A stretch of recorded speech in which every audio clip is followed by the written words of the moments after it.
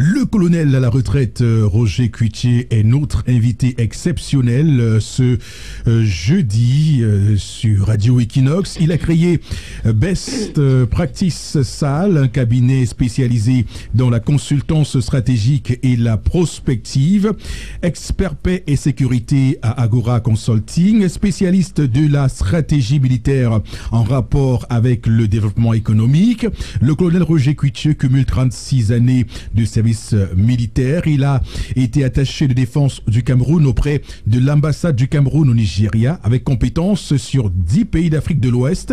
Officier mouvement à l'Union africaine du Haut-Darfour et Addis Abeba, commandant en second du secteur militaire numéro 1, commandant du détachement du COPAX à RCA, mais surtout commandant de la très prestigieuse 41e brigade d'infanterie motorisée de Kousséri, au plus fort de la guerre contre Boko Haram, laquelle 41e brime a eu raison de la secte islamiste.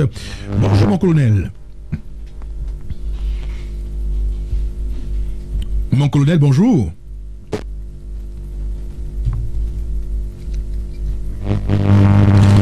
Mon colonel, on va essayer d'avoir dans un court instant le colonel Roger Cuitier. Bonjour, Boro Bengan. Bonjour, M. Fopo-Sinegou. Bonjour à nos auditeurs, notre invité. D'accord. Mon colonel, bonjour à vous. Très bien. D'accord. On vous entend également. Merci. Alors, mon colonel, vous avez, on l'a dit il y a un instant, que 36 années de service militaire. Est-ce que la présentation qu'on a faite selon vous correspond exactement à cela? L'essentiel hier est conduit au fait que dans lequel j'ai plané cette expérience qui me permet d'aujourd'hui de me reconvertir plus ou moins aisément. L'essentiel hier. Vous avez rencontré l'ancien président défunt du Tchad, Idriss Déby, et fait la guerre avec lui. Alors, quelle est votre analyse de la situation au Tchad depuis, on va dire, le 11 avril, date des élections présidentielles dans ce pays jusqu'à aujourd'hui?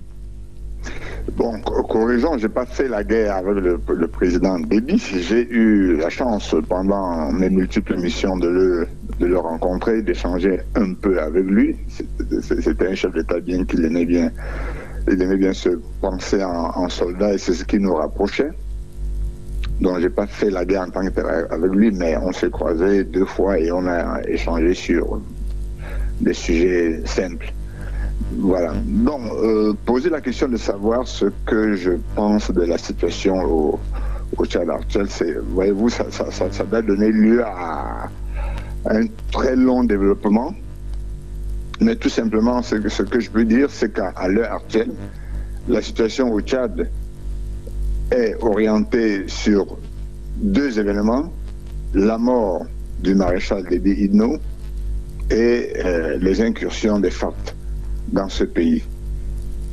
Alors, sur le premier point, si vous parlez du maréchal Déby Itno, c'était un homme politique de grande envergure qui s'est reconnu comme soldat et qui a, pendant toute sa carrière politique, mis en avant ses qualités militaires au service de la politique. Ça, ce n'est pas un jugement de valeur que je fais, mais c'est un constat.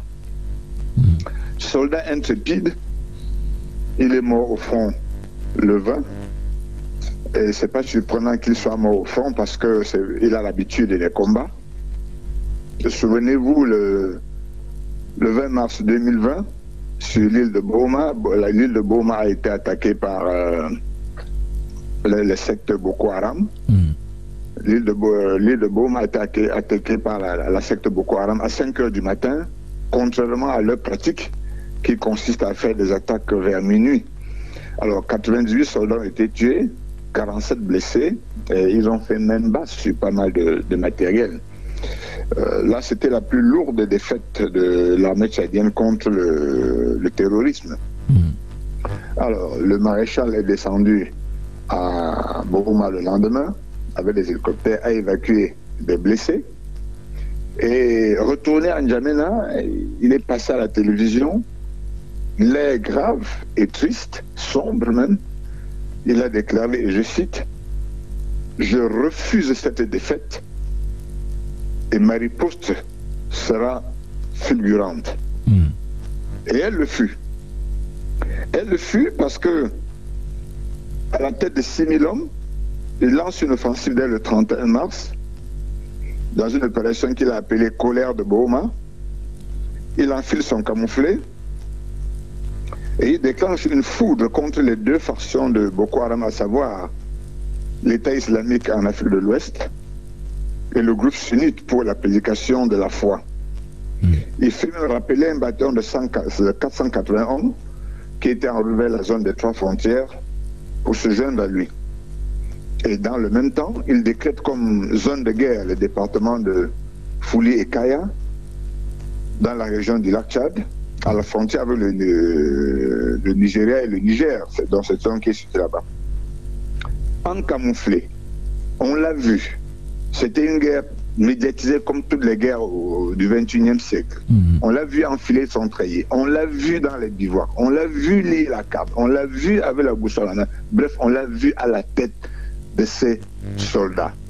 C'est cet aspect qui m'a beaucoup frappé dans l'homme. Voyez-vous, ça paraît anodin, mais ils ne sont pas nombreux aujourd'hui de son grade qui peuvent encore supporter les affres du combat, l'inconfort des rangers, l'inconfort de la tenue camouflée. Il a bravé cela pour être à côté de ces hommes. Et il n'y a rien de plus motivant que d'avoir son chef à côté de soi pendant les moments les plus importants. Il a été, et c'est cela qui lui a valu toute l'admiration que j'avais pour lui. C'était le leadership militaire en action. Voilà donc l'homme. Voilà donc l'homme qui constitue la première trame des événements qui se jouent au Tchad aujourd'hui. Oui. Alors, mon colonel Roger Cuitier à la retraite, je rappelle, aujourd'hui, le Tchad est suspendu à la décision de l'Union africaine. Hein, si, évidemment, le Tchad sera suspendu, permettez-moi la tautologie, ou pas, quelle est votre analyse sur ce qui peut être décidé sur le Tchad, si ce sera une suspension ou pas par l'Union africaine? Écoutez, pour répondre à cette question, il est important de planter le décor. Oui. Il ne s'agit pas de répondre par oui ou non sera suspendu, il faut qu'on comprenne exactement pourquoi. Du 11 au 18 avril, le Tchad a été attaqué par un groupe de milices et de rebelles lourdement armés à partir de la promesse de Canem, et ils étaient presque en train d'entrer à N'Djamena. Et le 19 avril, la commission électorale a annoncé les résultats, 100% des résultats des élections présidentielles qui venaient de se terminer et qui ont été remportées par le président défunt. Alors, et l'honorable président de l'Assemblée nationale, qui était censé prendre le pouvoir conformément à la constitution tchadienne en vigueur, c'est-à-dire les articles 82 et 240, a déclaré ne pas vouloir diriger le pays. En fait, les circonstances, ma foi, étaient pénibles. On a une rébellion qui est à l'entrée de N'Djamena, le président meurt. Moi, je pense qu'honnêtement, il s'est senti incapable de reprendre la main. Il a décliné ce que la Constitution prévoyait. Et par la suite, l'armée a déclaré publiquement la mise en place d'un conseil militaire de transition composé de 15 membres de l'armée tchadienne.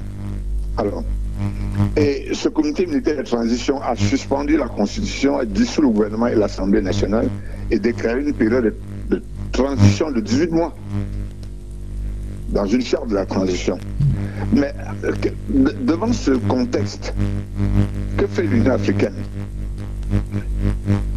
Ce qui nous revient, c'est que le Conseil de paix et de sécurité était partagé entre deux options.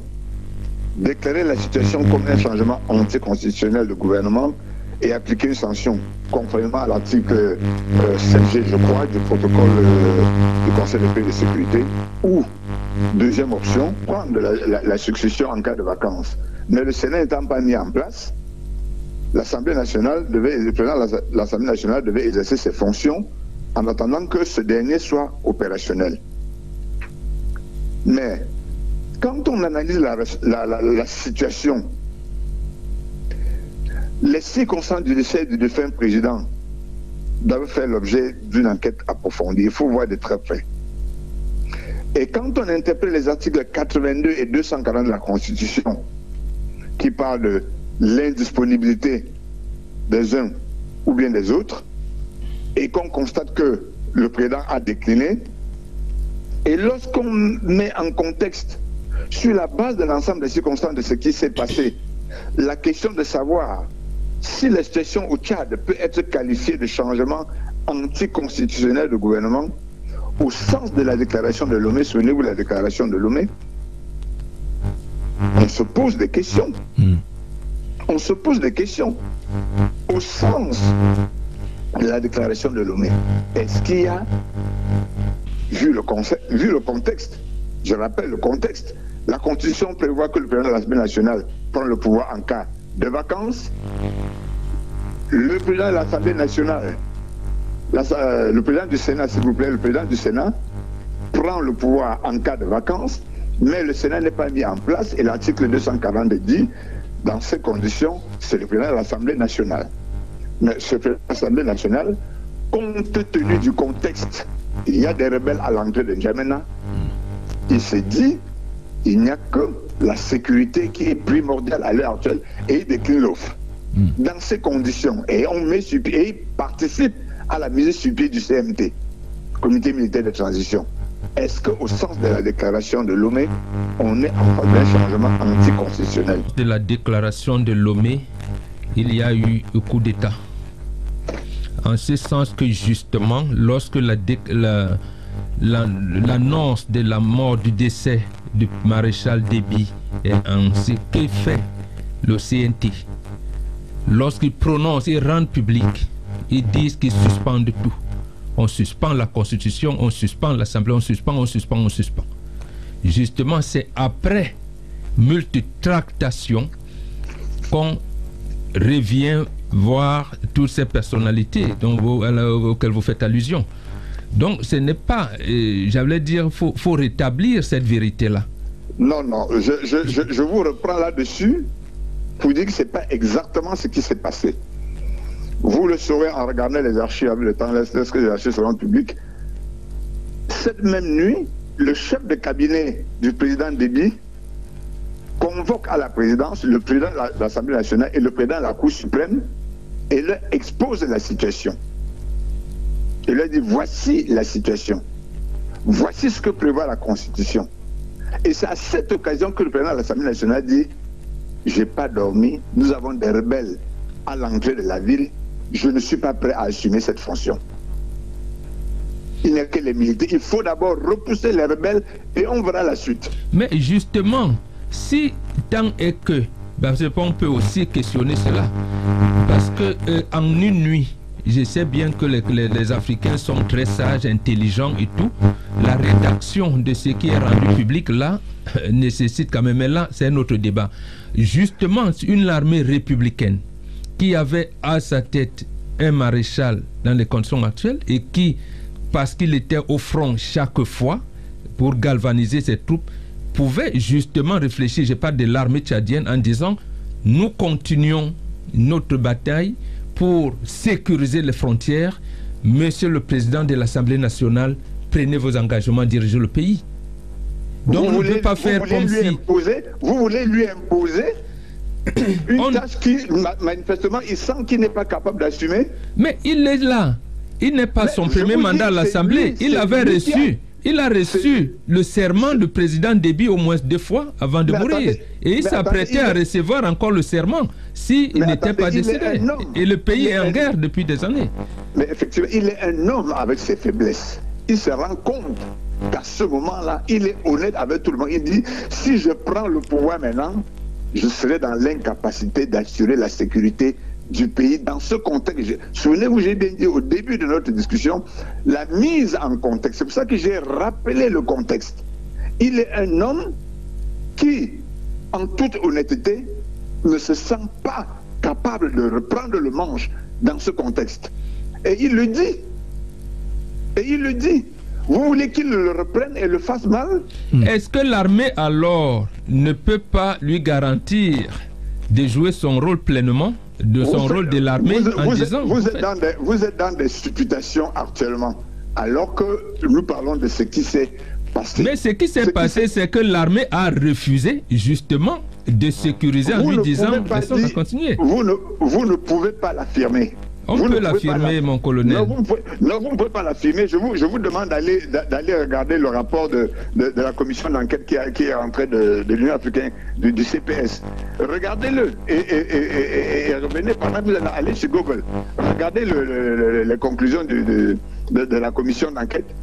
Vous allez vous rendre compte que les hauts fonctionnaires de l'Union africaine qui étaient à N'Djamena l'ont dit, ont repris ces mots. Il est dit dans le contexte actuel, je me sens incapable de reprendre le manche. Mon colonel, est-ce qu'il n'y a pas la possibilité d'avoir sur l'ordre de séance un des vice-présidents pour prendre la suite? Mais c'est ce qui a été prévu. Mais à partir du moment où le premier dit je veux, dans tous les cas, ce que vous êtes en train d'ignorer, on comprend très bien que vous n'avez jamais entendu les crépitements des balles dans vos oreilles. On comprend très bien que vous parlez dans le confort et la climatisation d'un studio. Voyez-vous, le président de l'Assemblée nationale, Dr. est quelqu'un qui a un certain vécu. On vous parle, on est dans un contexte où le chef de l'État est allé au front et il est mort, et qu'à ce moment-là, le risque c'est que N'Djamena soit envahi. En fait, pour que N'Djamena ne soit pas envahi, il faut bien que les militaires prennent le pouvoir politique et l'allient à leur pouvoir militaire, c'est ça? Pas forcément. Mais justement, puisque c'est pas forcément... Mais pourquoi vous arrivez à cette conclusion?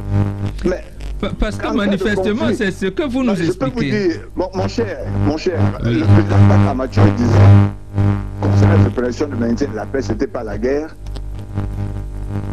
Les opérations de maintien de la paix, c'est pas une affaire des militaires, mais il n'y a que des militaires pour le faire. Oui, mais Winston Churchill avait dit auparavant, la guerre est tellement importante qu'on ne peut pas la laisser entre les mains des soldats, des seuls soldats. Non, je peux vous dire aussi qu'à l'état actuel, ce qui se passe au Tchad, on peut l'appeler une guérilla. On peut l'appeler guérilla. Et dans une de mes réflexions, je disais, si la guerre est une chose trop sensible pour être laissée entre les mains des militaires, je disais, la guérilla est une chose trop sensible pour être laissée entre les mains autres que celles des militaires. Voilà. Dans ce contexte-là, il n'y avait pas de meilleure solution. Moi, je pense. Alors, mon colonel, justement, dites-nous, quels sont ces facts qui ont fait cette incursion? D'où sortent-ils? Qui sont-ils? Mais pour parler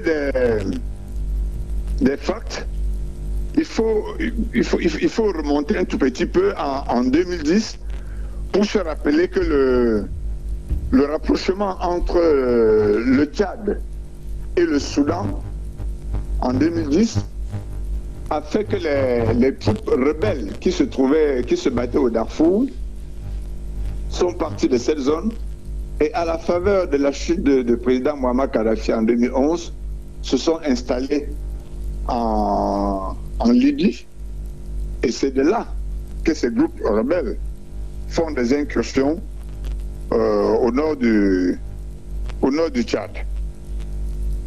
Mais s'agissant, les FARC font effectivement partie de ces groupes rebelles. Mais concernant les FARC, c'est un groupe politico-militaire tchadien qui est dirigé par le général Mahamat Mahdi Ali et qui est né à Tanoua en 2016 au nord du Tchad.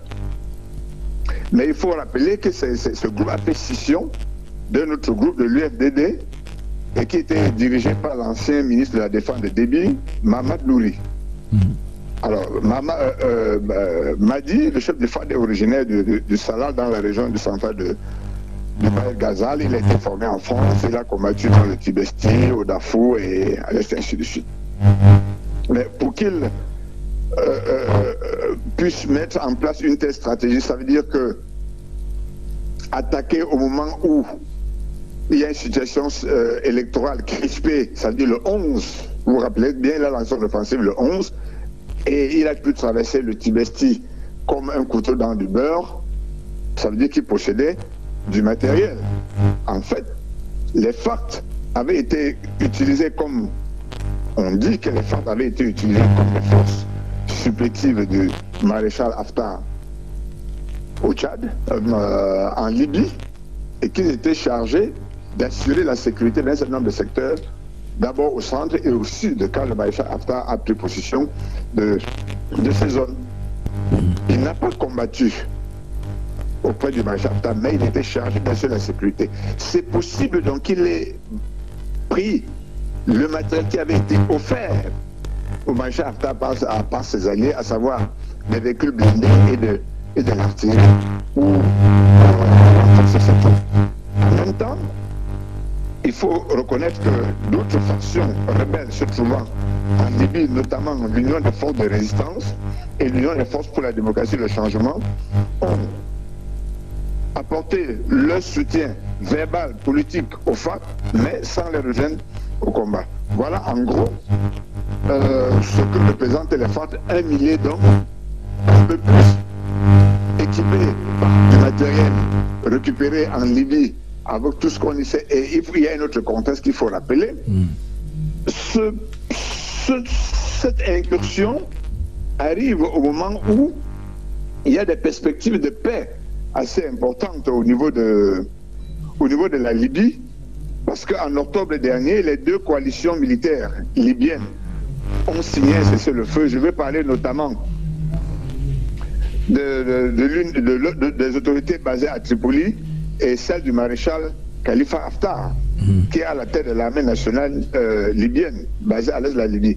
Ils ont donc signé un cessez-le-feu, il y a eu un accord de cessez-le-feu, et en mars, ces factions se sont accordées pour mettre en place un gouvernement d'union qui va pacifier le pays. Et l'une des plus grandes résolutions de cet accord, c'est le départ du territoire libyen des troupes étrangères, y compris les troupes libyennes. Vous comprenez très bien que progressivement, les troupes étrangères en Libye vont être mal. Notons qu'on n'y retrouve pas seulement des rebelles tchadiens, on y retrouve aussi des Syriens en grand nombre et autres. Ça, c'était notre débat. Voilà en ramassé la force rebelle qui a attaqué le Tchad le 11 au matin. Oui. Et si vous permettez, mon colonel, revenons là où ce qui a semblé être le point culminant, l'appréciation du maréchal Déby, ainsi de suite.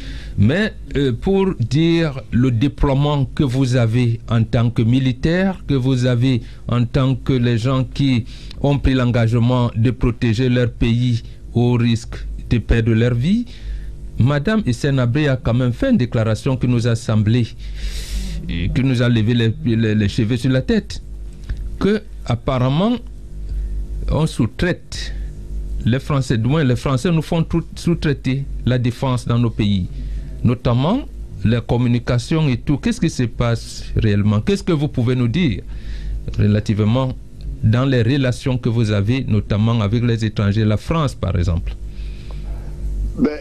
Là-dessus, qu'est-ce que je peux vous dire? Ce qu'elle a dit n'engage qu'elle. Est-ce que vous avez apporté les preuves de ce qu'elle a dit ou bien vous vous en tenez? Vous avez fait des recherches pour vous assurer que ce qu'elle a dit. C'est pour ça qu'on vous pose la question de savoir justement quel type de relation vous avez, Boko Haram par-ci, ainsi de suite. On négocie et tout ça. Qui, moi, personnellement? Mais justement, vous avez apprécié le président tchadien qui a dirigé le troupe, il est venu à la télévision, l'heure grave, il a dit.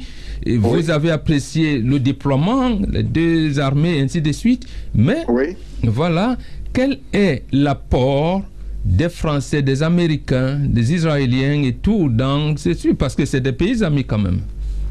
Mais écoutez, le monde aujourd'hui est fait tel que vous ne pouvez rien faire tout seul.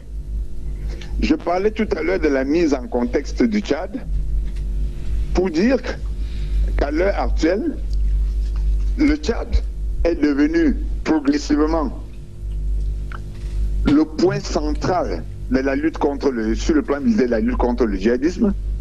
Le Tchad abrite le poste de commandement de la force multinationale mixte. Le Tchad abrite le poste de commandement de l'opération Barkhane. Le Tchad fournit des troupes au Cameroun dans le cadre de la coopération bilatérale et dans le cadre de la force multinationale mixte. Le Tchad fournit des troupes au Mali. Le Tchad fournit des troupes dans le cadre du G5 Sahel. C'est pour vous dire le foisonnement de la coopération qui existe dans ce pays et qui justement devrait vous faire comprendre que le contexte du Tchad actuel est spécial et devrait exiger des réponses spéciales. Pour vous dire que c'est difficile actuellement d'entrer dans les détails des relations de qui fait quoi, mais reconnaissez quand même que si un territoire comme celui-là a sur son terrain des forces de cette nature, un pays comme celui-là qui déploie ses troupes, mais voyez-vous, déployer des troupes, hein, c'est pas seulement les mettre dans la voiture, bien un avion et les mettre sur le terrain. Il y a toute une logistique derrière, il y a toute une préparation tout à fait, diplomatique, intellectuelle à l'arrière. Voyez-vous, c'est pas porté. Donc c'est pour vous dire que c'est difficile d'entrer dans les détails pour savoir si on sous-traite, si on ne sous-traite pas.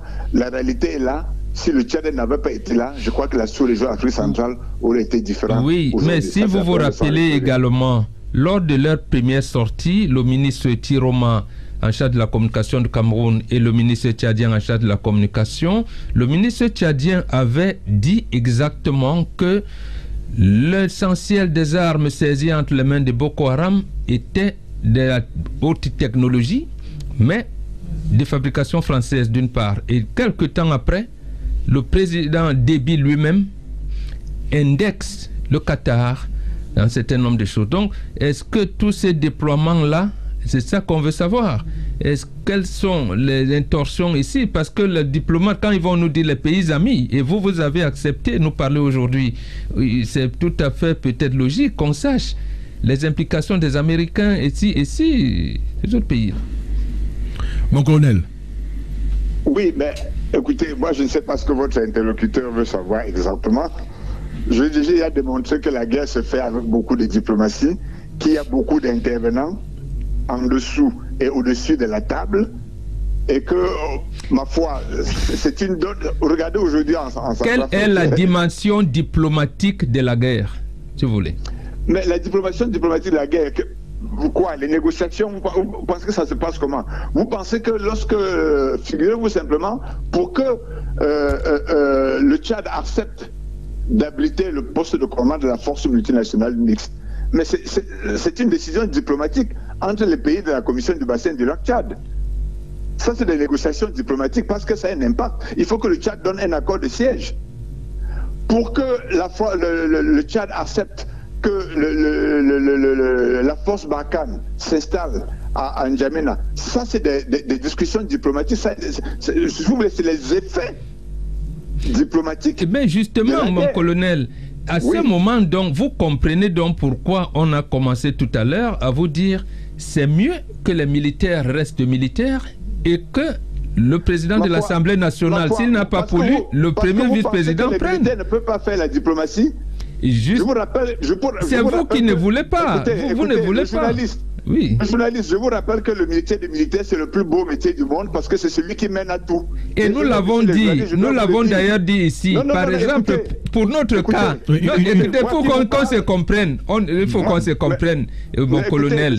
Nous avons vu des colonels ambassadeurs, les autres pays nomment des colonels ambassadeurs, cela n'a jamais fait du mal à personne. Et nous avons même estimé à un moment donné que les colonels devraient être ambassadeurs, et notamment les pays qui nous entourent, parce que des enjeux ne sont pas que politiques, des enjeux sont stratégiques, et stratégie, c'est un terme militaire. Géographie, c'est un terme militaire. Et même quand on fait le concours pour entrer dans les forces armées, les cours les plus importants, c'est la géographie. Et donc, en fait, on le sait. C'est justement quel est votre souci? Votre souci, c'est que les militaires ne devraient pas faire la guerre au Tchad? Le souci, est-ce que ce qu'on appelle les pays amis, ils interviennent à quel niveau lorsque vous êtes dans de telles opérations? Matériel seulement, logistique, ainsi de suite. On veut comprendre.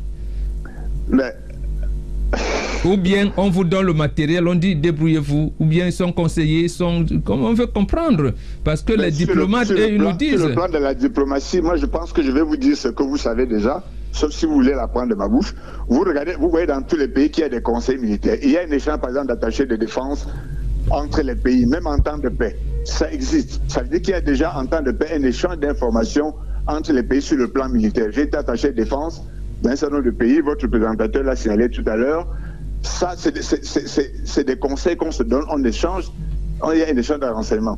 Il y a échange sur le plan de la formation des militaires de votre pays qui se forment dans d'autres pays et vice-versa.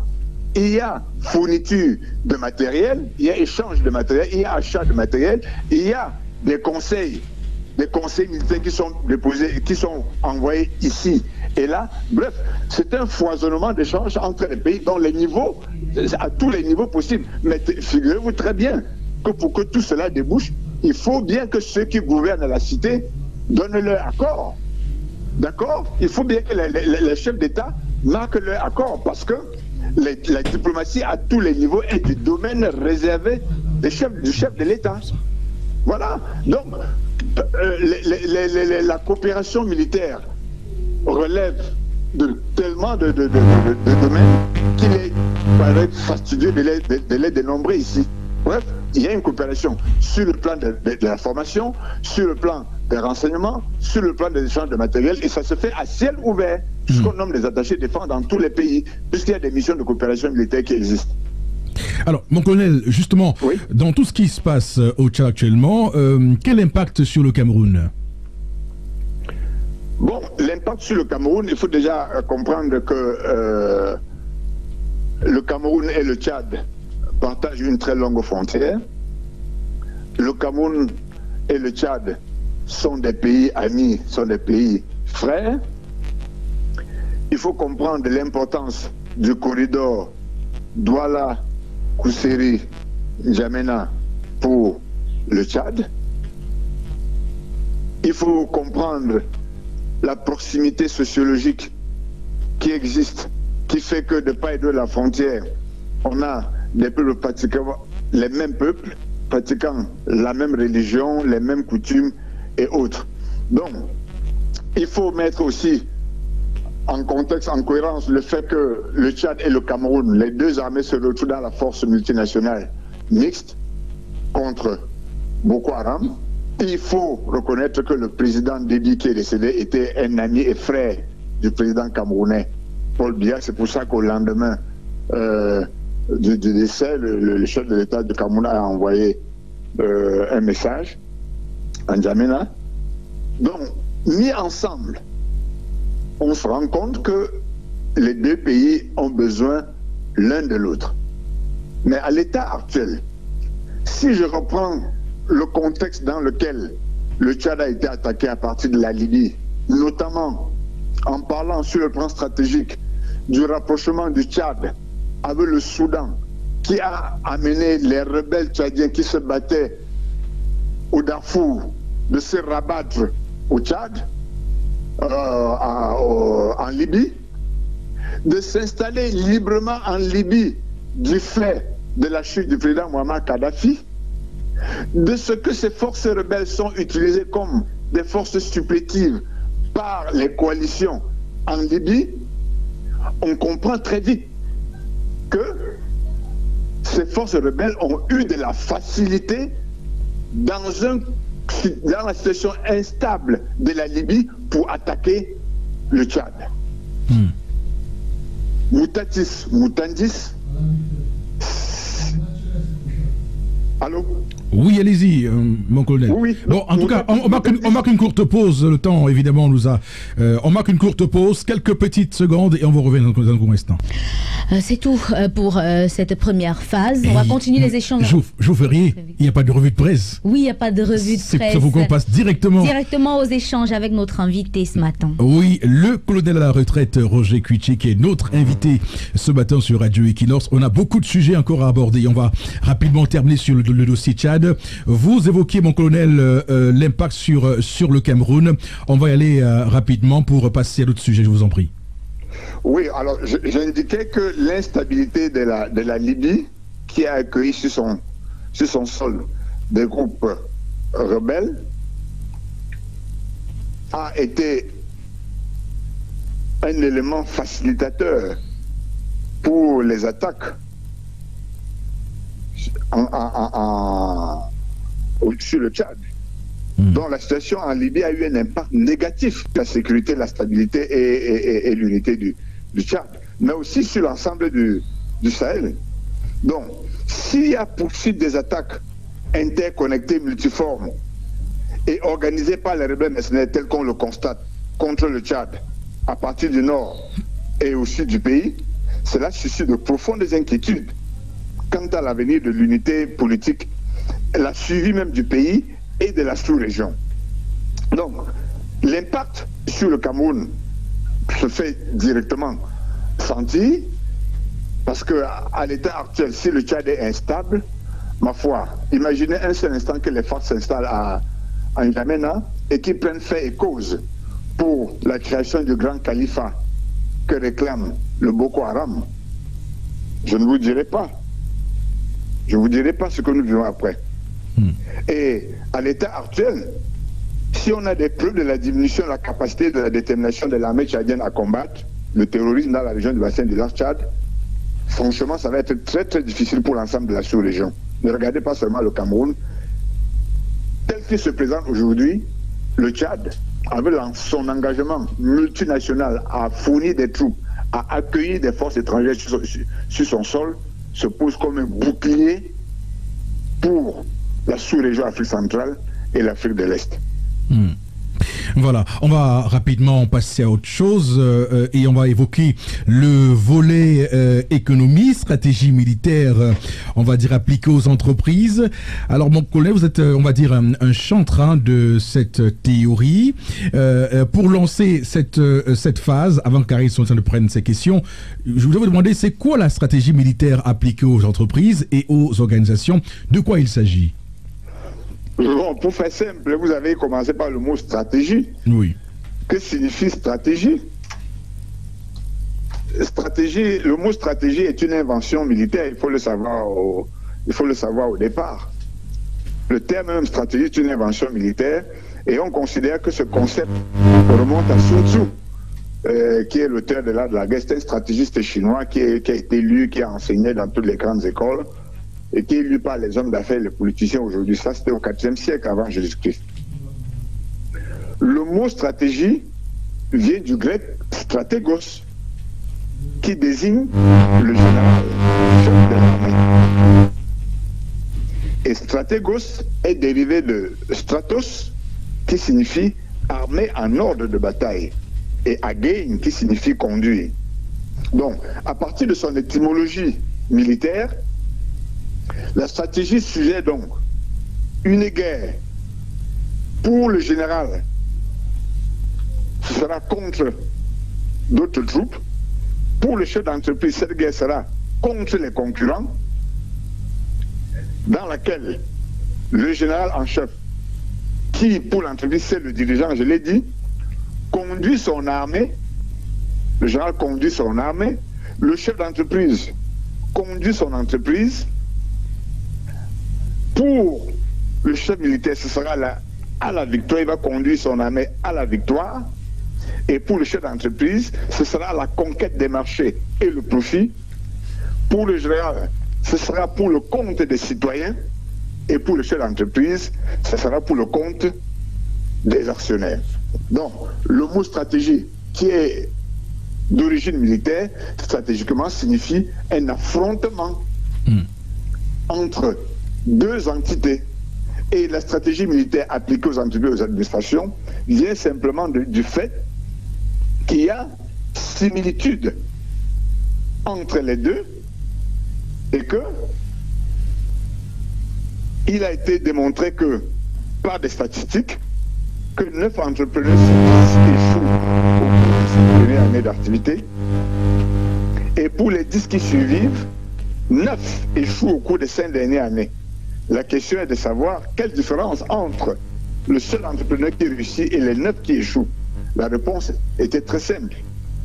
Le succès en tant qu'entrepreneur requiert les mêmes compétences de base, les valeurs et les aptitudes de leadership enseignées aux militaires et qu'ils appliquent au jour le jour sur les théâtres des opérations. Donc il y a une similitude entre la guerre économique où on cherche à dévancer son concurrent et la guerre militaire, pour ainsi dire, où l'on cherche l'anéantissement de l'adversaire. S'il y a similitude dans le vocabulaire, dans les actions à entreprendre, ce n'est pas la panacée, ce n'est pas du copier-coller qui nous a fait, on reviendra dessus, mais il y a des points de différence. Mais l'essentiel, c'est que dans le monde économique, la stratégie est encore beaucoup plus présente, puisque c'est chaque entreprise qui est condamnée à définir sa propre stratégie pour réussir dans la lutte économique. Donc, puisque c'est dans l'armée, l'ordre qui est donné du haut est exécuté jusqu'en bas, et dans l'entreprise, dans le monde parcellaire, atomisé, c'est chaque entreprise qui définit sa stratégie. Donc, compte tenu de ces différences, il est donc exclu d'envisager la transposition pure et simple des procédés de recette militaire dans le domaine économique. Donc, il appartient à chaque entreprise de prendre en compte dans la démarche de la stratégie militaire ce qui lui semble digne d'intérêt et de l'adapter ensuite à son cas particulier. Et c'est pour cela que le cabinet Best Practice organise des sessions de formation à diverses entreprises sur comment appliquer la stratégie militaire aux entreprises dans leur domaine précis. Mon colonel, voilà ce que ça signifie. Mon colonel, oui. Il est quand même connu que la Thaïlande, l'Indonésie aujourd'hui sont des pays qui ont amorcé leur développement dans les années 1950 à partir des stratégies militaires. On se rappelle bien que sur le terrain, les militaires avaient engagé des travaux d'agriculture, des travaux de construction des routes et autres qui ont formé des GIC, et plus tard, l'état-major a décidé d'en faire des entreprises à part entière. Qu'est-ce qui cloche avec les pays au sud du Sahara ? Déjà, il faut que je précise ma pensée.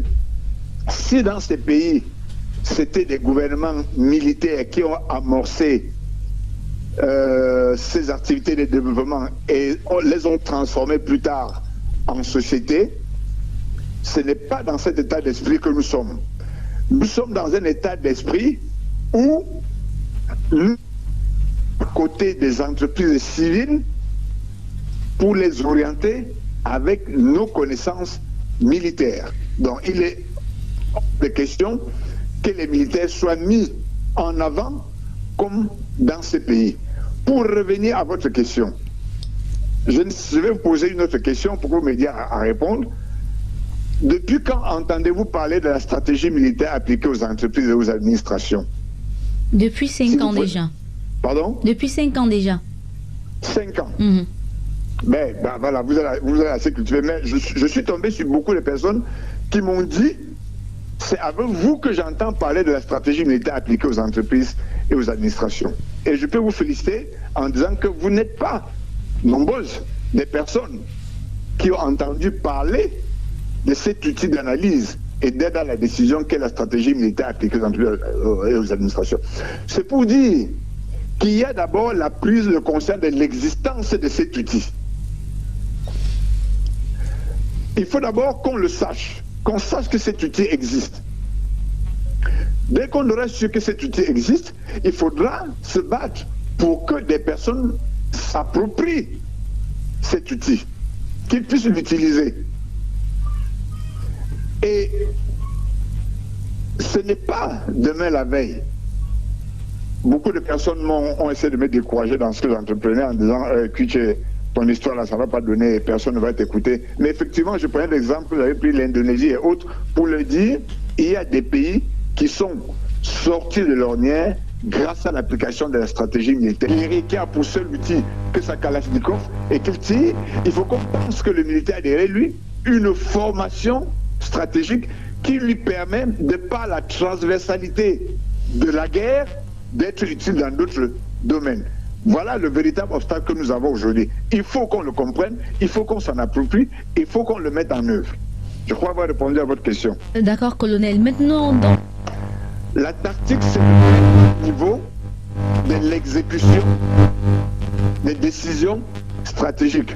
Au plus haut, sur le plan politique, il y a la décision stratégique. En dessous, il y a opérationnel. Et plus bas, c'est tactique. La tactique, c'est, pour faire simple, hein, c'est le plus bas niveau, c'est le plus bas niveau de l'exécution.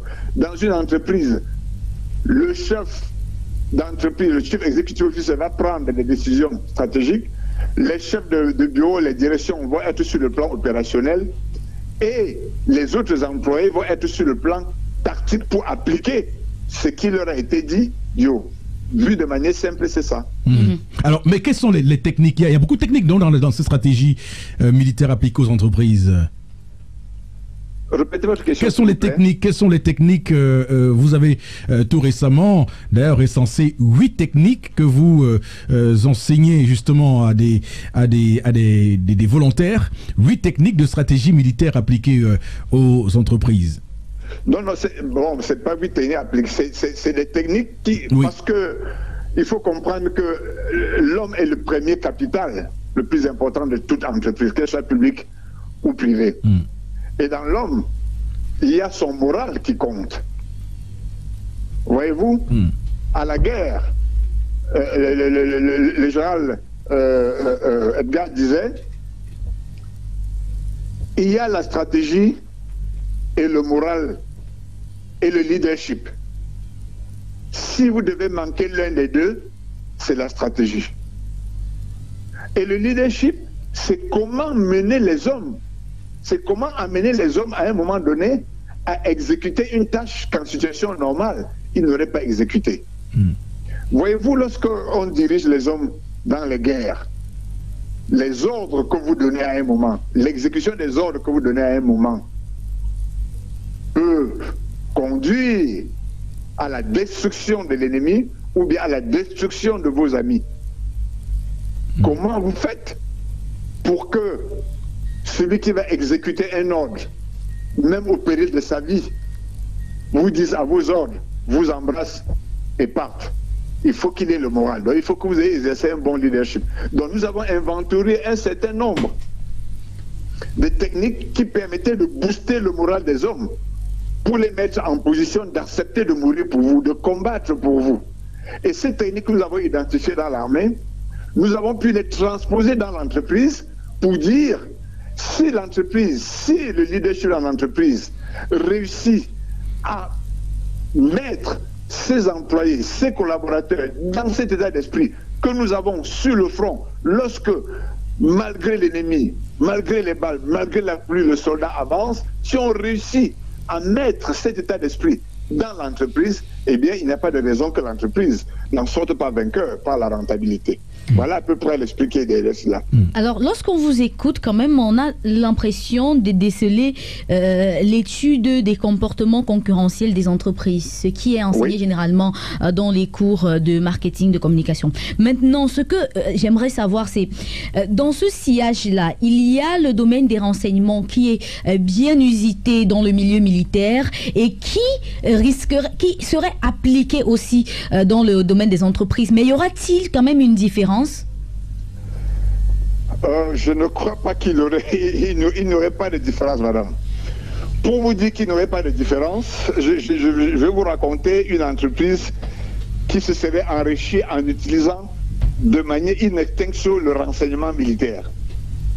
Généralement, dans les sessions de formation que je fais, je m'appuie sur l'analyse des batailles de l'histoire ou bien mes expériences personnelles dans les guerres pour transposer cela dans l'entreprise.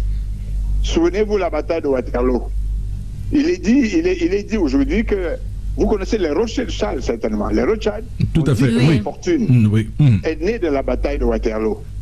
Effectivement, parce que Nathan Rothschild, en Angleterre, avait mis sur pied un système de renseignement en Europe, en France, qui lui permettait, pour la gestion de sa bourse, c'était pour la gestion de sa bourse, parce que c'était un courtier en bourse, d'avoir les informations précises au moment précis pour savoir s'il doit acheter ou bien s'il doit vendre. Donc il avait mis sur la Manche quelques petits bateaux rapides qui partaient de l'Angleterre à la France, et en France il avait mis des coursiers à chevaux qui faisaient circuler les informations. Donc il avait des informations, donc il avait un système de renseignement mis en place. Et effectivement, à la bataille de Waterloo, en Belgique, quand le duc de Wellington s'est rendu compte qu'il avait gagné la guerre, il fallait que l'information arrive à Londres. Mais parce que Nathan Rothschild avait déjà mis sur pied ce système de renseignement, un de ses courtiers lui a apporté l'information de la victoire anglaise 48 heures avant que le duc de Wellington n'envoie l'information au 10 Downing Street. Wow. Mais alors, qu'est-ce que Nathan Rothschild a fait de cette information? Il ne l'a pas rendu public parce qu'il était le seul à avoir ces renseignements. Il s'est rendu à la bourse et arrivé à la bourse, il s'est mis à vendre tous ses avoirs à vil prix. Et tout le monde a dit, si Nathan fait ça, ça veut dire que l'Angleterre a perdu la guerre, la bataille à Waterloo. Et tout le monde s'est mis à vendre ses avoirs. Et Nathan a attendu le soir, ou bien le lendemain, quand l'information est arrivée que l'Angleterre avait gagné la guerre, la bourse a flambé, alors que la veille au soir, Nathan avait racheté tout à vil prix. On appelle ça le cycle du renseignement. Il n'y a pas, au moins sur ce plan, on peut faire du copier-coller. Vous avez besoin de savoir ce que les radios concurrentes font. Vous avez besoin de savoir quel nombre de personnes ils ont. Vous avez besoin de savoir comment ont été... Allô? On a été interrompu. Mon colonel? Non, on a été interrompu. Le temps, évidemment, de le rappeler si ça a été coupé sur cette question de la stratégie militaire appliquée aux entreprises et aux organisations qui pourraient aider des pays comme le Cameroun, les nôtres. Certainement, et puis aussi nos entreprises, nos petites et moyennes entreprises qui naissent tous les jours. Ce serait quand même une aubaine pour elles de pouvoir s'en abreuver, parce que lorsqu'on écoute le colonel ce matin, on se rend bien compte que dans ces différentes méthodes, on se rend bien compte que l'armée et les entreprises utilisent les termes qui sont certes différents, mais qui s'apparentent un peu. On va prendre l'exemple des soldats qui sont considérés comme les salariés dans les entreprises. On peut prendre le terme des corps d'armes qui peuvent être les différentes directions, la logistique qui est l'administration, et puis les officiers qui sont les cadres, la structure de commandement qui est l'organigramme, son état-major qui est la direction générale et son général en chef qui est le PDG. Voilà. Est-ce que c'est conforme? Mon colonel. C'est exactement ça, madame. J'ai bien envie de vous...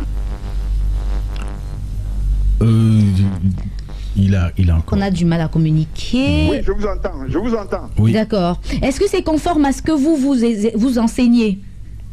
Bon, c'est plus ou moins ça qu'on enseigne, mais le problème, ce n'est pas d'enseigner. Ce que je vais dire dans la stratégie militaire appliquée aux entreprises, déjà, je vais vous féliciter pour le parallèle que vous faites entre les deux, et puis je ne sais pas quel grade vous avez maintenant, mais je pourrais vous nommer sergent-chef si j'avais le pouvoir.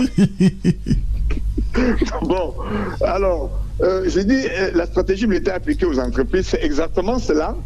Il y a beaucoup de livres qui ont été écrits là-dessus.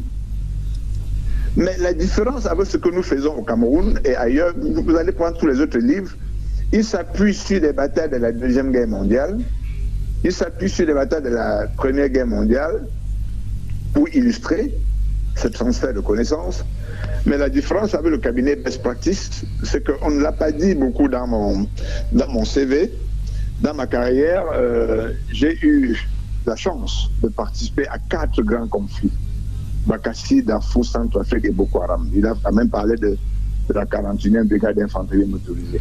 Donc, j'illustre, mais je prends les exemples des batailles que j'ai vécues moi-même pour illustrer ce transfert de connaissances de l'armée à l'entreprise. C'est ça la différence. C'est exactement ce que vous dites, sauf que, entre guillemets, nous tropicalisons pour rester dans notre contexte. Je vais prendre un exemple simple.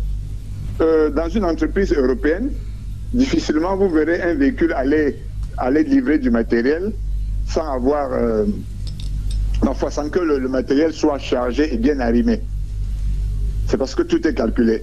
Mais chez nous, il faut prendre en compte le fait que, à cause des contraintes extérieures, l'entrepreneur cherche à minimiser les coûts. Et c'est pour ça que dans le camion, il va essayer de mettre le port d'un côté, les chèvres de l'autre, les planches au-dessus, traverser la ville avec un véhicule qui manifestement n'a pas de visite technique, mais on tolère. Mais sur le plan de l'entreprise, on tolère cela. Ce que, manifestement, sous d'autres si on ne tolérait pas. Donc, je veux donc dire que ce que vous avez décrit, c'est exactement ce que nous faisons, mais nous sommes beaucoup plus précis en prenant des exemples dans notre contexte. Quand je regarde nos capitaines d'industrie, les Fokou, les Bakam, Green Oil, Bocom et autres, franchement, je tombe d'admiration parce que pour moi, c'est des messieurs Jourdain de la stratégie et ils ont juste besoin d'un léger ajustement dans le leadership et dans la perception d'un certain nombre de relations pour décoller entièrement. Oui. Est-ce que le Cameroun, au niveau de l'État central, peut également s'inspirer de cela? Pensez-vous que le Cameroun, dans son architecture de ses politiques économiques au niveau du gouvernement, applique justement ses stratégies militaires et est-ce que, en le faisant, le Cameroun se porterait mieux économiquement? Nous, votre collaboratrice à côté de vous, dont vous a parlé du cas de l'Indonésie et autres. Oui. Les pays qui ont mis en œuvre cette stratégie et s'en sont sortis. Si vous regardez simplement sur le plan du personnel, la discipline du personnel militaire, vous l'imaginez qu'on l'applique un peu au personnel civil, édulcorer un peu, ce ne sera pas vous mettre les civils au garde à vous, non, c'est pas la discipline, la perception, ne serait-ce qu'en regardant ce qui s'est passé dans d'autres pays, on peut se dire qu'il y a de fortes chances que si on l'applique dans nos entreprises, elles peuvent booster leur rentabilité. Moi, je pense que c'est tout le combat. Et même dans le gouvernement. Pardon? Et même dans le gouvernement aussi, ça pourra booster les résultats. Mais écoutez, quand je parle de la stratégie militaire appliquée aux entreprises et aux administrations, ça veut dire que ça peut aller n'importe où. Voyez-vous, il y a des données de l'armée que, avec la distance, vous ne maîtrisez pas. La mission pour un militaire est sacrée. Vous devez remplir votre mission coûte que vaille. Je ne veux pas faire le parallèle avec mes autres camarades des autres écoles, mais lorsque vous êtes militaire, lorsque vous êtes lieutenant, capitaine, n'importe quoi, et qu'on vous donne une mission, vous devez remplir votre mission. Vous devez vous battre pour remplir votre mission contre tous les obstacles. Mais excusez-moi, un autre camarade d'une autre école, dès qu'il rencontre une difficulté devant une mission, sa première réaction c'est de rendre compte que bon, j'ai telle difficulté, je ne peux pas faire ce que vous m'avez demandé de faire. Il s'arrête là. Le soldat va dire, vous m'avez donné telle mission, je suis à tel endroit, je vais rencontrer telle difficulté, je propose de faire ceci, je propose de faire cela pour continuer ma mission parce que sa mission est sacrée.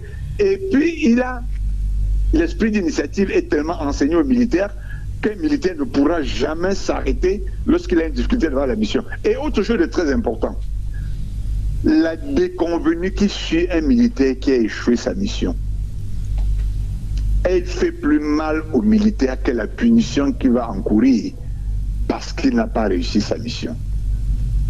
Le fait qu'on dise « Ah, c'est toi qui n'as pas pu tendre l'embuscade à tel endroit », c'est une honte qui vous suit dans tout votre vie. Nous avons eu une promotion de 36 ans entre nous, aujourd'hui on se bloque encore entre nous. On reconnaît ceux qui n'ont pas pu arriver au sommet du Mont Cameroun. On reconnaît, on se chahute. Donc, c'est toujours pénible pour un militaire de venir devant son chef et dire, la tête baissée, I couldn't achieve the Eshawa. Je n'ai pas pu atteindre le rendez-vous sur l'objectif. Pour un militaire, c'est pénible. Mais pour le vendeur de yaourt à qui vous avez donné des yaourts à aller vendre, il revient le soir, vous dit j'ai vendu 10 yaourts, voilà votre argent terminé. Alors que le soldat, de par son esprit, va aller au-delà. Donc nous rêvons du jour où, même les fonctionnaires, un chef de service viendra dire à son directeur, va sentir dans son esprit, dans son état d'esprit, que c'est une honte de dire qu'il n'a pas réussi sa mission. Conséquence, pour éviter cette honte, qui pour nous est la plus grande sanction, qui est même plus pénible que les jours de plus ou bien d'arrêt de rigueur, nous rêvons du jour où même le civil va se dire, il ne faut pas que je vive la honte de n'avoir pas rempli ma mission. Voilà. Mon colonel, il y a dans les stratégies appliquées en Occident pour développer les entreprises, la considération des marchés internes et marchés externes. C'est pour ça qu'on voit aujourd'hui qu'il y a beaucoup de multinationales qui s'intègrent au Cameroun. Qu'est-ce que les Camerounais, les entreprises camerounaises pourraient faire pour conquérir les marchés externes comme les marchés internationaux en appliquant la méthode militaire? D'expérience, je peux vous dire qu'il y a quelques années, pour parler des militaires diplomates, on parlait d'attachés militaires. Mais la terminologie a évolué et on parle aujourd'hui d'attachés de défense. L'attaché de défense. Ça veut dire quoi? La défense est transversale. La défense est transversale, ça veut dire que la vente du héros au Nigeria, pour moi, c'est un problème de défense. Lorsqu'on prend du héros au Cameroun, on le met dans les bateaux. Des Nao, ça arrive au Nigeria, on le met dans des sachets, on l'envoie aux États-Unis et on met dessus Made in Nigeria. Pour moi, c'est un problème de défense. Parce que ça concerne la sécurité de mon pays. Il s'agit pour moi, je pense, pour conquérir les marchés extérieurs, il faudrait seulement s'appuyer sur le gouvernement et être plus offensif, parce que ça ne saurait être le one-man show. Il y a des missions économiques qui existent dans des chargés d'affaires économiques qui existent également dans nos missions diplomatiques. On a besoin de l'accompagnement du gouvernement, surtout par ces temps, pour pouvoir conquérir ces marchés. Ça ne saurait jamais être du one-man show. Mais en même temps, il faut pouvoir être compétitif sur le plan international. Vous allez partir du Cameroun, PDG d'une entreprise, vous allez rencontrer l'autre partie en Europe.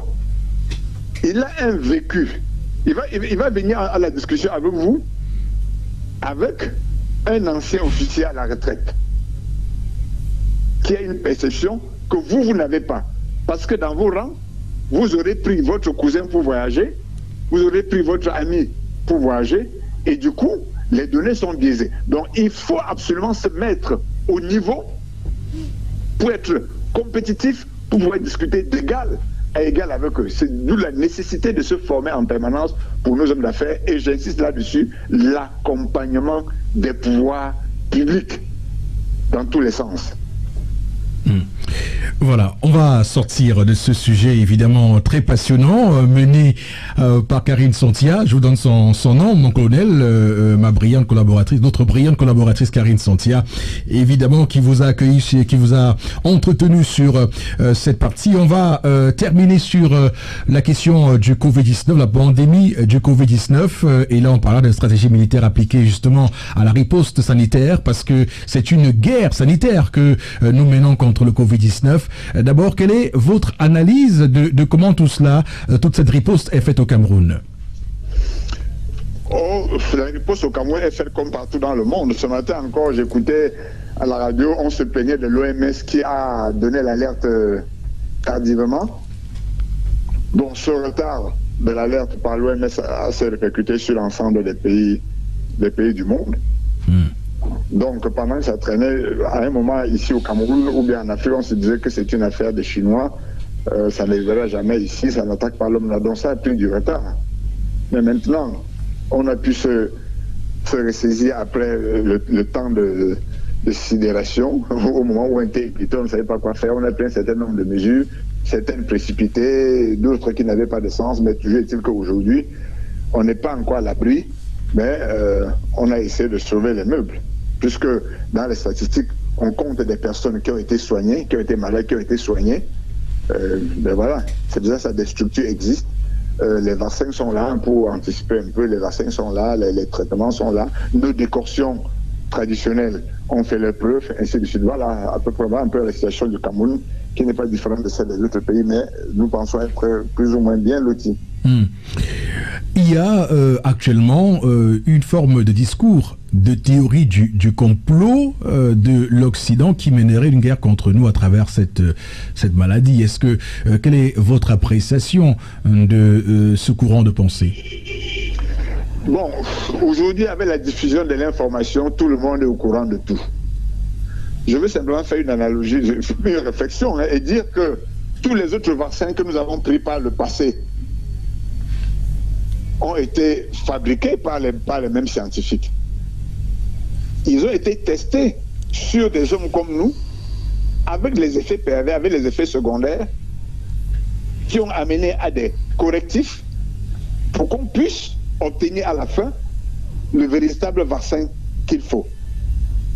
Mais à l'époque, ça se passait sans la publicité que nous avons aujourd'hui, parce que les moyens de communication n'existaient pas.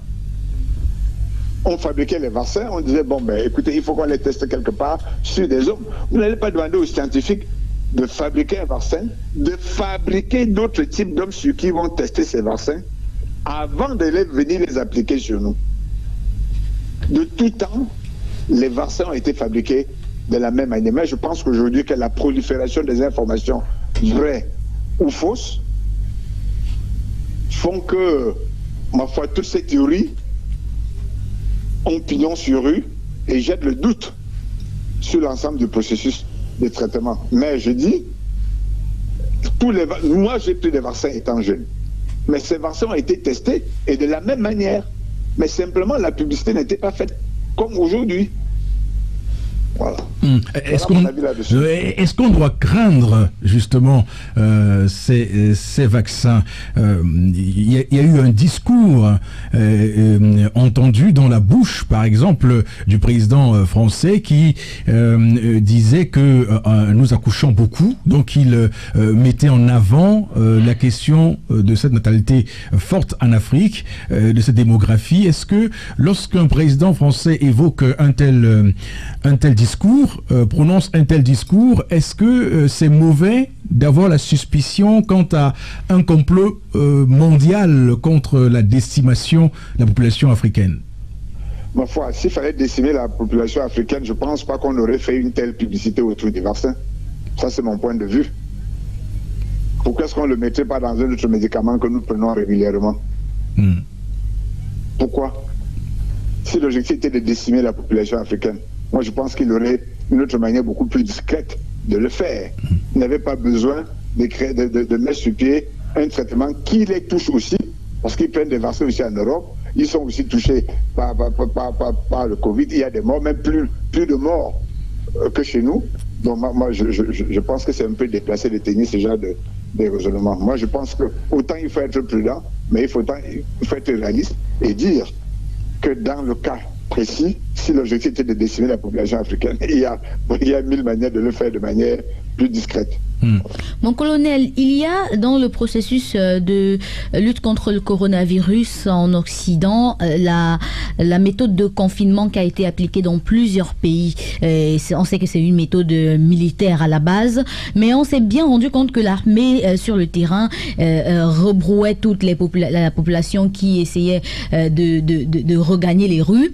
Et on s'est bien aussi rendu compte que ça n'a pas été vraiment effectif au Cameroun. On n'a pas réussi à mener ce genre d'opération ici. Qu'est-ce qui a cloché? Ben, je ne saurais vous le dire. Poser la question à ceux qui gouvernent la cité. Mais ma foi, déjà, on n'a pas, je ne crois pas au Cameroun, on ait pris une décision d'un confinement total. Jusqu'à présent, au Cameroun, on n'avait pas pris la décision d'un confinement total. Moi, je pense que, si mes souvenirs sont exacts, la décision qu'on avait prise au Cameroun, c'était la fermeture de certains lieux publics à certaines heures, c'était un certain nombre dans le transport public, diminuer le nombre de personnes, ainsi de suite. Moi, je pense qu'au Cameroun, on n'a pas imposé un confinement général avec la fermeture des services, les rues vides. Et tout. Je ne crois pas qu'on a vu ça au Cameroun. Donc, voilà, pour répondre à votre question, c'était inapplicable au Cameroun parce que la décision n'a pas été donnée. Dans la manière avec laquelle cette affaire est gérée au Cameroun, pensez-vous qu'on doive s'améliorer? Mais toute chose est susceptible d'amélioration dans le monde. Oui, qu'est-ce qu'il faut améliorer? L'éducation des populations. L'éducation, la sensibilisation des populations. Jusqu'à présent, on a l'impression que certaines personnes pensent que ça n'existe pas, que c'est du bluff. Il faut éduquer la population. Moi, je pense que c'est le point sur lequel tout le monde doit mettre l'accent. Et l'éducation, ce n'est pas la responsabilité des pouvoirs publics, c'est une responsabilité collective et individuelle. Si dans votre maison, si dans votre maisonnée, vous ne sensibilisez pas votre maisonnée sur la pandémie, si autour de vous, au lieu de service, vous n'en parlez pas, si vous ne sensibilisez pas, si vous vous comportez comme si ça n'existait pas, si vous voulez absolument revivre normalement comme ça s'est passé, comme par le passé, mais il y a de fortes chances qu'on n'y arrive pas. Donc moi je pense que la première des choses, c'est la sensibilisation, permettre aux personnes d'être sensibles aux premiers indices, aux premiers symptômes, la mesure à prendre et comment se comporter si on est malade, si on ne l'est pas. Moi je pense pour ma part, au-delà des infrastructures qu'il faut améliorer, la sensibilisation, pour moi, passe en première ligne. Bon, sur cette question du Covid-19, évidemment, le colonel nous parle de qui rejette une forme de théorie du complot contre les Africains. Oui, mais justement parce que le colonel, il est dans sa structure et il y a des choses peut-être qu'il ne connaît pas. S'il avait lu le livre de Pascal Boniface, géostratégie de Covid, il aurait compris. Parce que lui, il est allé plus loin, très loin même, en disant que même les Américains, en prenant les statistiques, comment les Américains ont orienté les morts au Covid-19 vers les populations noires chez eux. Et l'écrit d'un Français qui connaît Pascal Boniface, c'est pas n'importe quoi. C'est géopolitique du Covid-19, ce que nous révèle la crise du corona. Ça Boniface est préfacé d'ailleurs par Roselyne Bachelot. Donc, on le dira, le colonel le sait, je pense, que dans son déploiement, il sait, ce sont les Européens qui fabriquent les antipaludéens et il n'y a pas de paludisme chez eux. Il sait ce que ça veut dire. Il se rappelle sûrement aussi que pendant la guerre du Vietnam, que l'armée vietnamienne avait mis en place le vaccin contre le BCG. Alors que les bombardements, les B-52 américains tiraient sur eux. Donc il connaît ce qu'il y a justement dans les stratégies militaires. Et c'est pour cette raison que nous autres, nous pensons qu'il est temps pour un pays comme le Cameroun de nommer les colonels ambassadeurs. C'est-à-dire, qu'on vous dise que l'ambassadeur du Cameroun, d'abord, on a eu un ambassadeur français qui était colonel de l'armée, il vient de terminer son séjour au Cameroun. Si on avait... Gilles Thibault. Je pense que nos colonels auraient la latitude justement de se déployer véritablement. Parce qu'ils sont toujours astreints à l'obligation des réserves. Or, non. La grande muette. Oui, la grande muette, non. Non, on a vu avec son collègue Poudingolé les recherches qu'il a fait au niveau de la médecine, colonel Poudingolé. Et comment donc on ne peut pas leur confier, par exemple, l'Institut d'études médicales et des plantes médicinales? On connaît donc, parce qu'une population ne peut se défendre, et il le sait, le principe de la défense, l'universalité de la défense dont il maîtrise mieux que nous, qui peut dire que tout le monde participe à la défense nationale. Et ce monde qui participe à la défense nationale doit être en santé et doit être bien structuré. C'est pour cette raison que les Roger Mila, on faisait d'abord la formation militaire à l'époque. Et vous voyez comment le Cameroun marchait très bien. Donc, à partir des professeurs d'éducation physique et sportive jusqu'aux ingénieurs, les sortants du CUS, l'enseignement de l'école normale supérieure, travaux publics et tout, ils le savent mieux que nous. Donc, en fait, le service militaire également qui est encore on va dire en vigueur dans certains pays. Voilà, tout à fait. Dans nos pays, si le Cameroun a pu sortir comme ça, c'est précisément parce que il y avait un encadrement discipliné des militaires derrière. Or, Aïdjo n'était pas militaire. Aïdjo n'était pas militaire. Non, aujourd'hui, il faudrait, comme ils ont commencé à faire des livres, je pense que même le colonel Bankui vient d'écrire des livres, je vois des militaires écrire des livres, et ça va revigorer le Cameroun. Et c'est ça, c'est pour cette raison que les pays comme l'Algérie, le Zimbabwe, l'Angola et tout essayent d'émerger. Donc, il y a... Le colonel le sait, je pense, mais il ne veut pas véritablement le dire. Il y a un complot de l'Occident contre l'Afrique, notamment dans le développement de la médecine. Écoutez, je suis là-dessus. Lorsque vous parlez de complot, moi, j'ai l'impression que vous avez vous êtes convaincus que nous vivons en paix. Mais je voudrais que vous ouvrez les yeux. Et c'est ça qui m'attriste le plus. L'Africain, le Camerounais, est tellement amoureux de la paix. Il pense que son discours sur son amour de la paix doit le dédouaner du fait de ne pas se préparer. Mais ceux qui veulent la paix préparent la guerre. Nous sommes en guerre contre l'Occident.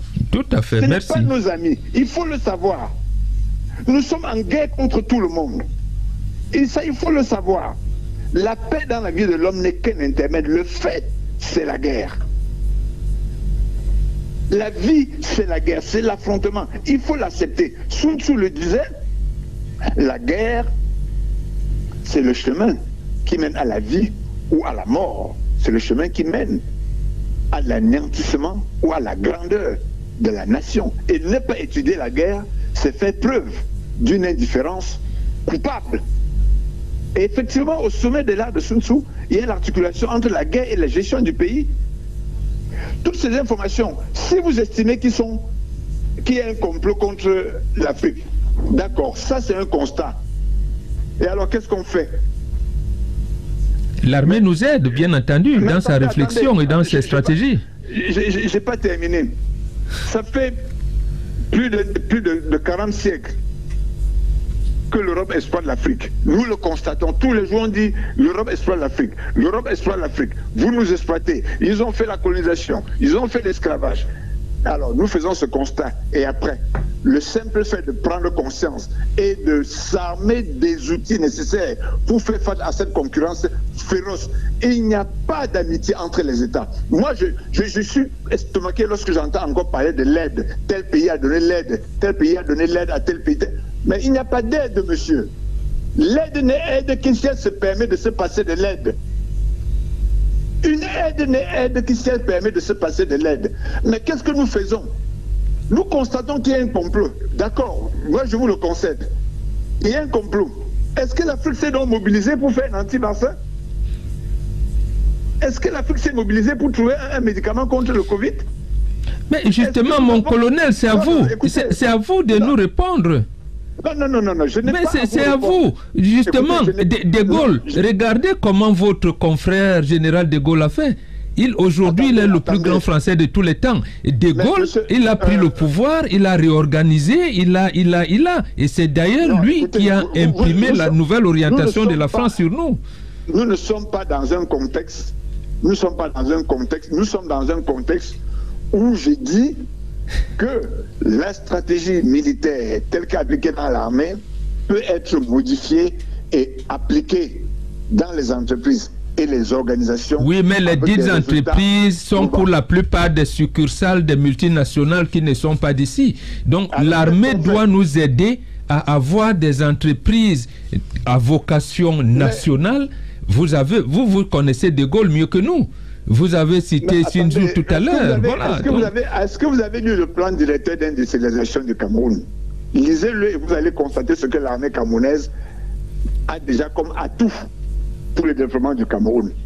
Mais pour avoir travaillé légèrement là-dessus à une certaine distance, je me rends compte qu'il y a beaucoup d'espoir. Il y a beaucoup de choses à faire. Non, ne vous appuyez pas sur l'armée en tant que structure. Appuyez-vous sur les connaissances immatérielles de l'armée. J'insiste là-dessus. Il faut qu'on s'appuie sur les connaissances immatérielles, sur les idées immatérielles de l'armée, les idées que l'armée met en œuvre pour avancer. Vous voyez-vous, l'armée, c'est l'une des rares structures qui a une certaine discipline, une manière de faire avec du matériel. Quand il y a une catastrophe, pourquoi est-ce qu'on n'appelle pas la Croix-Rouge? Pourquoi on n'appelle pas un lycée? Pourquoi on n'appelle pas une entreprise? Pourquoi c'est l'armée qu'on appelle? Donc, ce que nous disons, notre credo, c'est que les connaissances immatérielles de l'armée peuvent, avec la distance qu'il faut, être utilisées à bon escient. Vous l'avez bien développé tout à l'heure. D'accord, merci mon colonel. C'est ce que la Chine a fait. C'est ce que la Chine a fait. D'accord, mon colonel. Aujourd'hui avec le Covid. Ok, on marque une courte pause, mon colonel. Restez en ligne. On vous revient dans un court instant. Une matinale pas comme les autres. Bonjour chez vous, c'est un réveil pas comme les autres. Bonjour chez vous sur la 93 FM Radio Equinox. 670 54 70 49 656 62 22 22. Voilà les deux numéros qui vous permettent à vous, chers auditeurs, d'appeler ce matin, poser vos questions ou alors donner votre point de vue. Allô, bonjour. Oui, bonjour Cynthia. Bonjour, comment on vous appelle? Je te félicite d'abord pour ton grade de sergent-chef donné par le colonel. Merci. Alors, maintenant je pose ma question au colonel. Est-ce que, comme au Tchad là, M. Idriss Déby était un militaire, il est au front pour lutter. Et le président du Sénat qui n'est pas militaire, est-ce qu'il est obligé, parce que il est obligé d'être au front? Je crois qu'il devrait être à la présidence pour assumer sa fonction de régler les choses de la présidence. Qu'est-ce qu'il devrait aller faire au front? Le militaire ne devrait pas le protéger là où il est pour assumer sa mission, parce que le colonel vient de féliciter le colonel Déby que lui, il le félicite parce qu'il était avec ses hommes au front. Et en tant que président, il ne devrait pas rester au palais, donner les instructions. Est-ce que lui-même, il devrait être au front pour lutter en tant que président? D'accord. Mon colonel... Oui, j'ai suivi la question de la dame. Disons que le leadership, c'est une équation. Le leadership militaire, à un moment, c'est l'équation personnelle. C'est chacun qui sent à un moment où il doit dire... chaque chose à un moment sent la nécessité d'être... Allô? Oui, on vous écoute bien. Alors, c'est chaque chef qui sent la nécessité d'être en première ligne. À un moment, à midi, pour cette opération, il faut que je prenne le manche. C'est pas tous les jours que le président était au front. Il allait dans des situations où il jugeait que sa présence était nécessaire. Et puis, je crois qu'il le faisait parce qu'il affirmait d'abord sa première qualité de soldats. Voyez-vous, pourquoi est-ce que parfois, lorsque votre enfant, et c'est vous qui l'accompagnez vos enfants à l'école jusqu'à l'entrée de la salle de classe, parce que l'enfant se sent rassuré quand vous êtes là. Moi, j'ai été militaire et je suis ancien militaire. Il y a des opérations, vous sentez que vous devez être là pour que les hommes soient à l'aise. Voilà, on ne peut pas, il y a des choses qu'on ne peut pas retenir. Moi, quand j'ai vu l'opération de Goma, je vous assure, j'ai eu encore la passion du métier, j'ai eu encore envie de me battre. D'accord. Donc voilà, c'est des attitudes qui sont propres à chaque chef. Voilà. 656 62 22 22. Allô, bonjour. Oui, bonjour. Bonjour, comment on vous appelle? Oui, c'est Jean Mitende. Moi, j'ai une question à poser au colonel. Oui, on vous écoute. Oui, je l'ai entendu dire, comme si d'après lui, monsieur le colonel, la mort de monsieur Idriss Déby, le président tchadien, n'était pas d'un coup d'État, en fait. Mais moi, ma question est la suivante. Vraiment, je ne l'entends pas, hein? Je dis, hein. Allô? D'après vous, oui. Je dis, monsieur le colonel, d'après vous, la mort du président tchadien Idriss Déby n'était pas un coup d'État. Mais ma préoccupation est la suivante. Pourquoi est-ce que, d'après les informations, décédé le 18 dimanche, la nouvelle parvient au grand monde le 20 mardi aux environs de 11h? Là, c'est ma première préoccupation. Et ensuite, avec ce temps-là, le CNT a tout préparé, prévu pour se maintenir en place. Le deuxième volet de ma question est encore la suivante. Avec tant de bases militaires installées au Tchad, les Barkhane, les forces ci, les forces là, comment est-ce que les rebelles ont parvenu à franchir les portes de N'Djamena pour que le président du Sénat ne puisse pas assumer la fonction de président avec toute base militaire? D'accord. Cette balle ne pourrait-elle pas assumer la fonction du président? Merci de nous avoir appelés. Mon colonel. Moi, vraiment, je vous assure que je n'ai pas écouté sa question. Hein. Je n'ai pas entendu sa question. Il y avait un écho. Ah, d'accord. Il posait des questions sur le pourquoi est-ce que l'armée n'a pas... Le temps est terminé. Merci beaucoup, mon colonel à la retraite, Roger Cuitier, d'avoir réagi ce matin sur Radio Equinox. Bon, le plaisir était partagé. Je vous félicite tous. J'ai déjà donné décerner le grade de sergent. Il me reste encore un autre grade à décerner. À qui est-ce que vous pensez que je peux le décerner? Bon, Bengane, bien sûr. Bon, Bengane, bien sûr. D'accord. Je lui donne caporal-chef. Non, non, il mérite au moins d'être capitaine ou commandant, je ne sais pas, ou colonel. Ah bon? Oui, bien sûr. Non. Dans ce cas, je vais changer le grade de la dame. Je donne à la dame capitaine et je la donne aux autres le grade de lieutenant. Voilà. Merci mon colonel et bonne journée. On va se retrouver. Voilà, merci. Mais tout ce que je vous demande, c'est que les entreprises comprennent que nous sommes disponibles pour les accompagner, pour mettre en œuvre la stratégie militaire. Quelques entreprises de la place qui nous ont sollicité ne l'ont pas regretté. D'accord. Voilà. Merci mon colonel. Madame, messieurs, c'est tout pour ce matin. On se retrouve demain à 6h. Bonjour chez vous, information et divertissement entre 6h et 9h.